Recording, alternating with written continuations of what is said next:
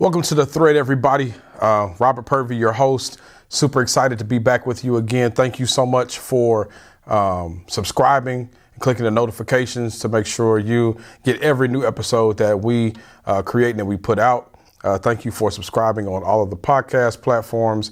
It's an absolute joy and honor to join you in these moments and on this journey as you become a better parent, as we become better parents, right? And as we build stronger families. And so we're so thankful for the platform here at our amazing church, the Concord Church, and we're happy that we have this platform to help parents join in on the journey and the phases that their kids will go through.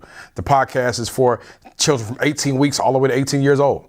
And so we are on this journey with you as they are babies, infants, toddlers, preschool, elementary, middle school, and high school, all the way until they're out your house. All right. But here it is. As parents, you know this. You know they may be out your house, but they're never out your pocket. All right. So we can't help you get them out your pocket, but we can't help you get them out your house. All right. So super excited once again to be here. And y'all know how we do every time that we come to you. We have a impact parent moment, a moment that parents shine in the life of their kid. And I just want to shout out a dad today. His name is Herman Backus. Herman Backus Jr. is his name. Been knowing Herman for a long time. And Herman is an amazing father of raising two amazing boys along with the mother of his boys. And they're doing an amazing job. He's a dad that's very intentional about spending time with his boys and making sure his boys are responsible, making sure they are gentlemen, that they do well in the classroom. And I have the opportunity to just watch him be a great dad. And so a lot of times we shout out the moms and we leave out the dads. But today, parent impact moment, I want to shout out my boy, Herman Backus Jr., who's been a great father to his boys and raising young, strong black men in today's society. And so, Herman, we thank God for you. You're doing an amazing job. Keep doing what you're doing. And I know you're going to be super surprised when you see this, but just shouting you out because you're doing a great job as a father and you're encouraging other fathers to do a great job as well. So that's the impact moment for the day. And today, Herman being the impact parent for this episode, he has a teenager. And like a lot of you have teens. And so here on The Thread, we talk about everything. We give tips for parents who have younger kids, newborns, kids going to elementary school, kids going to middle school and high school. We do the whole landscape of next gen here on The Thread. And every episode is to help parents in every phase of their child's life. And today we're going to help the parents and come alongside the parents that are dealing with that age group where your child has just lost their ever-loving mind, right? And this episode, we're talking about help. I have a teenager. Help. I have a teenager. We're going to help you, okay? The Lord has allowed me to work with teenagers almost my entire career. I've been doing teen development for over the last 20 years. And so I've been able to see this thing matriculate through a couple of generations. I remember when teenagers were begging for cell phones, and now every teenager you see has a cell phone. I remember when student ministries used to ban cell phones from being at church. Now they're open to them because teens have their Bibles on them. I remember when it was a luxury for teens to get phones, and now their parents can't wait for them to have one so they can keep up with them, right? And so there's so many things. I remember when teens, as a teenager, I couldn't tell my mom when I wanted to go to church or if I was going to church. It wasn't a question. No, you were going to go to church. Now we live in a day and age where teens get to choose whether or not they want to be involved in church or the life of the church. Teens can kind of tell their parents where they want to go and what they want to do. And you run your house the way you want to run it, right? I'm just coming alongside you today to help give you some tips and some tools on how to deal with this season of life. Because I know some of you that have teenagers, you're just giving them what they want because you want to get them out your hair, right? But others, you're asking for help. How do I connect with this teenager? How do I connect with this growing person in my house who always in my pocket and in my business? How do I deal with this person that's in my house eating up all my food? And this person who thinks that they can actually tell me what they gonna do and what they not gonna do. Help me not become a story on the 5 o'clock news. Help me not to catch a case. Or for some of y'all, another case. But help me deal with this teenager in my house. I got you. I got you. I'm just giving you some practical help, some practical tools on how you can connect with this teen. Now, hear me. Understand, parent, that in this phase of life that you're dealing with a teenager, they are fertile ground, and you're literally planting seeds. That's what you're doing. You're planting seeds right now. And how do you water them? You water them with love. You water them with the word of God. You get them involved in things that are going to help build their faith. You get them involved in church. You make sure they're a part of an equipping class or Bible study. You make sure they're in the grow group. You make sure they're doing things that are building them spiritually. You make sure that you don't just have them in AAU, that you're not just having them in sports stuff, that you are making sure that they're involved in everything that's going to help them grow as a teenager. And I get it. You're trying to make sure they're in stuff to get that scholarship. I absolutely 100% get it. Because I believe that every parent wants their baby to go to college for free. That should be the goal. The goal when they start school should be find you something you're good at academically or athletically, and you find your niche. And I mean, you do it and you do it well. So by the time you graduate, you have enough scholarships and grants and all of that to where mommy and daddy don't have to pay for school. I get it. But along the way, along the journey, it's very important for you to make sure you come alongside your teen and you become the disciple maker in your home. You become the one they lean on for spiritual guidance. You become the one they lean on for prayer, and they lean on for substance. And yes, I know life is hard. I know life is tedious. I know you have a lot going on, but make sure they can lean in and depend on you as the person that pushes them closer to God and the person that pushes them closer to their goals. Okay. You want to be the person that pushes them closer to God and pushes them closer to their goals. Parent. That's you. That's you. So I'm helping you. I know they crazy. And I know they driving you crazy. And I know you don't know what to do. And I'm going to pray for you as you pray for me, because mine is 7. Yours is 17. So I'm behind. I'm catching up. So I'm going to see how you implement this so I can implement it, and we're going to see how it all works together, right? All right. And so before I get into what I have maybe 9 things I'm going to give you. So once again, if you are driving, please don't try to take notes and drive. You can always come back and listen on whatever platform you listen on. You can always watch on YouTube. So don't try to take notes and drive. But if you're sitting in the car, if you're at home over a cup of coffee, walking around the house, however you're listening to the thread today, I want you to take notes.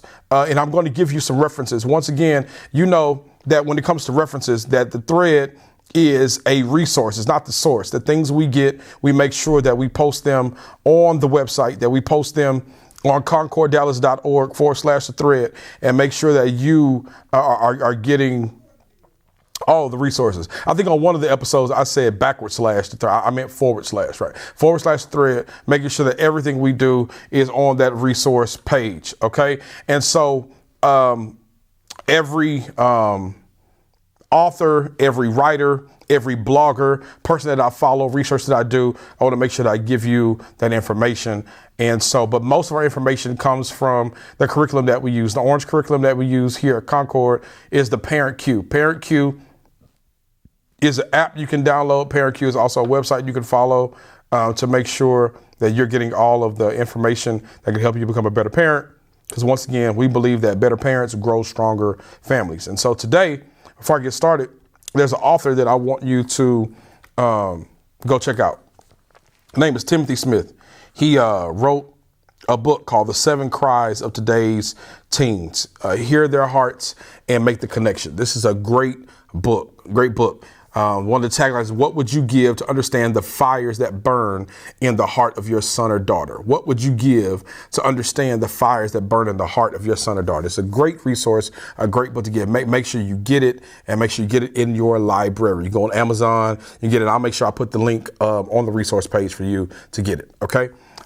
In his book, on page 69, the chapter is A Cry for Love. And I like something that he does here.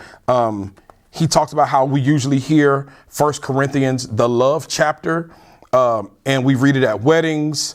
But the truths found here are guidance for love and how you can love your teen. And he paraphrases here on the 1 Corinthians 13. He paraphrases it here on this chapter, the cry for love. And I want to read it before I give you what I'm going to give you. I want to read this, 'cause I believe it's pretty dope. Once again, make sure you get this book. OK, it says a love for your teenager. And you know how 1 Corinthians 13 goes. Love is patient. Love is kind. Love does not envy. Love does not boast. It's not proud. It's not rude. It's not self-seeking, not easily angered. It keeps no records of wrongs, does not delight in evil, but rejoices in the truth. Love always protects. It always trusts. Love always hopes. Love always perseveres. Love never fails. If you've never read 1 Corinthians 13, that's what it says. It says that's all of the attributes of love. But what Timothy does here, Timothy breaks it down. He talks about how these attributes can be love for your teenager. And so I'm going to give these to you, and I want you to really hear them and write them down. So I'm going to make sure my speech is slow so you can grab it. All right. And then if you don't grab it, if you're busy, if you're doing something, you can always go back to the episode and make sure you get these things. OK, but Timothy says love is patient this is for your teenager. Love is patient even when they roll their eyes back to the top of their heads. Love is kind, especially when you feel like being mean. Love does not envy their energy, because teens have a lot of energy. Love does not boast about the good old days. Love is not proud about all of your adult accomplishments. Love is not rude, even when it is 1 a.m. and the stereo is blasting. Love is not self-seeking, even though they act like life is all about them. Love is not easily angered. Save it for the really big issues. Love keeps no record of wrongs. Forgiveness is like a mental eraser. I like the way he puts that. Forgiveness is like a mental eraser. Love does not delight in evil, but rejoices in the truth. Integrity and authenticity are pursued, not perfection. Love it. Love always protects. Even when they try to pull away from our care, love always protects. Love always trusts. We believe them until we have proof that we shouldn't. You hear that? We believe them until we have proof that we shouldn't. But even if they prove not to, if they prove to break your trust, love always hopes, or we expect the best from our teens. We expect the best. Love always perseveres. We keep trying, and love never fails. The impact in living is loving.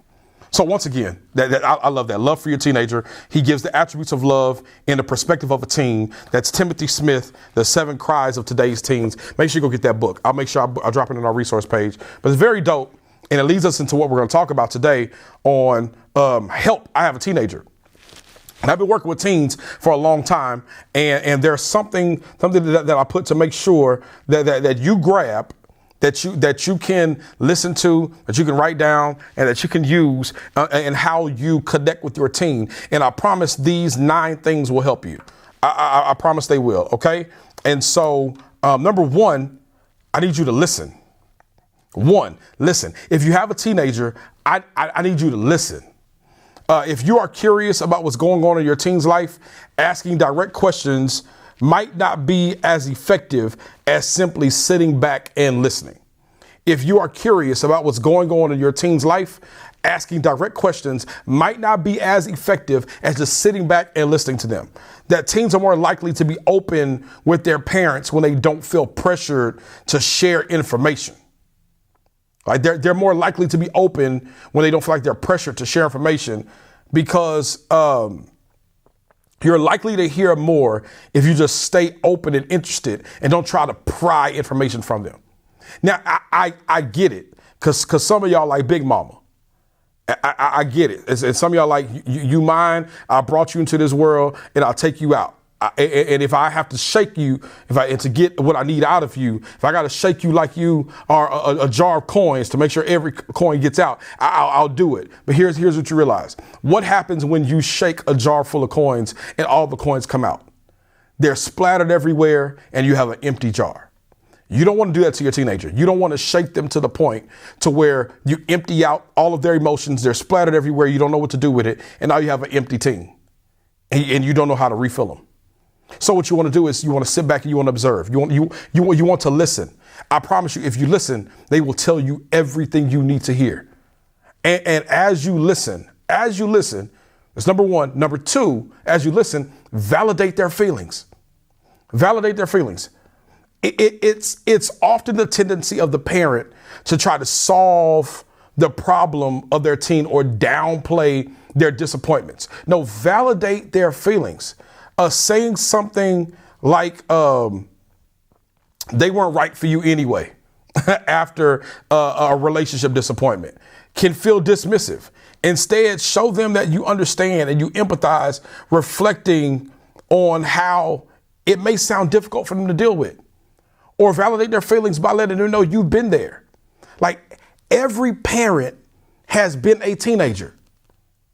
So when you have a teenager, you become a great parent by remembering what it was like when you were a teen. Every parent has been a teenager. And how you become a good parent to that teenager is remembering what it was like when you were 18. You remember your first heartbreak, and the worst thing your mama did when she saw you crying over them is so you wipe your face. I love my mama. I do. I love my daddy. I do. But one of the worst things they ever did was when that girl broke my heart. And she really, really broke my heart. She told me up. I'm a senior in high school. I just knew we was gonna make it. We was gonna be together. We was gonna get married. We was gonna have a lot of kids. We was gonna go to college, and we was gonna become great together. And my mom and daddy told me go to bed.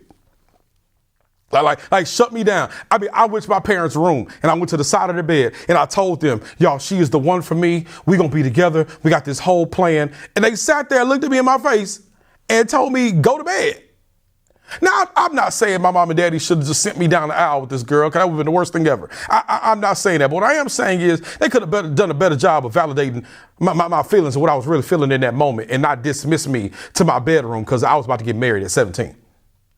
Right? But what I'm saying is just validate their feelings. Like listen and validate them. Know that you hear them.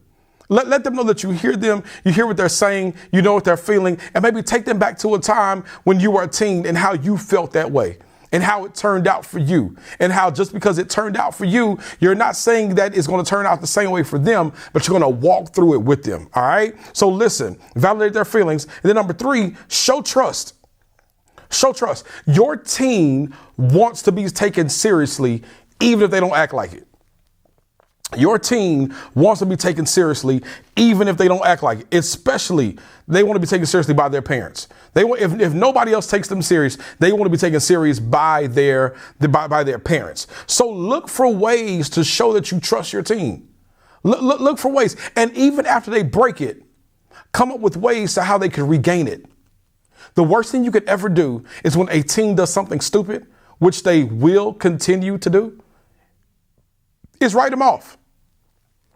The worst thing you can do is write them off and not come up with a way to regain their trust. So look for ways to show that you trust them, and asking them for small favors shows that you rely on them, and having them to help you do certain things, and letting them know you have faith in how they will handle the task you've given them. That will boost their confidence. So you got to show trust.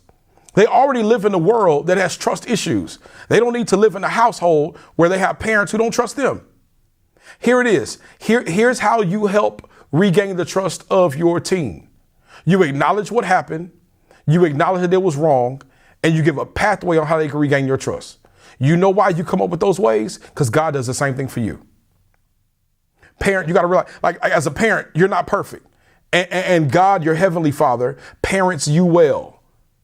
And when you break his heart, when you break his trust, he doesn't throw you away. He doesn't cast you to the side. He brings you back, and he loves you back to health and guides you back to where you need to be. You have to do the same thing for your earthly child that your heavenly Father does for you. All right. So listen, validate their feelings, show trust. And number 4, don't be a dictator. Lord have mercy. I wish I could scream this to the hills. Like, stop. Do not be a dictator. You still get to set the rules of your house. You do. Like that's yes, you pay the bills, you pay the mortgage, you pay the car note, you provide a roof over their head. The car they drive, you gave it to them. The money they have, you work for it. We get it. We get it and they get it too. You don't have to drill that in their head and throw it in their face every day. They know if it had not been for you, they would not have a roof over their head. Even if they don't act like it, they know it. But here, I want to go deeper, okay? I want to help you. And this is free. You ain't got to pay me for this. You ain't got to cash at me for this one. Maybe something else down the line. I'm going to help you with this, okay? Rules without relationship leads to rebellion. Rules without relationship leads to rebellion. So many parents lay down rules for their teens, but they don't build a relationship with their teen, and that's why their teen rebels. Rules without relationship leads to rebellion. So if you're going to have rules, make sure if you're going to be intentional about your rules, make sure you're also intentional about building a relationship. They both go hand in hand. And like I told you before, you're a seed planter and you water that seed with relationship. And what happens in relationships? Sometimes things are good. Sometimes things are bad. Sometimes things are up. Sometimes things are down. But here's what it is. Your teen can't see you recovering from other relationships and never recover with the one you have with them. I just said something. If you driving, don't slam on your brakes. If you drinking coffee, don't choke on it. Okay. I just said something. If your teen can see you rebuilding and recovering in other relationships, let them see you doing the same thing in the relationship you have with them.